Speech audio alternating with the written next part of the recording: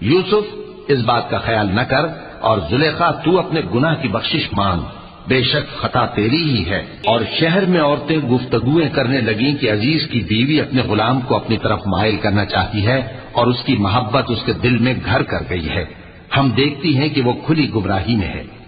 پھر جب زلیخا نے ان عورتوں کی گفتگو جو حقیقت میں دیدار یوسف کے لیے ایک چال تھی سنی تو ان کے پاس دعوت کا پیغام بھیجا اور ان کے لیے ایک محفل مرتب کی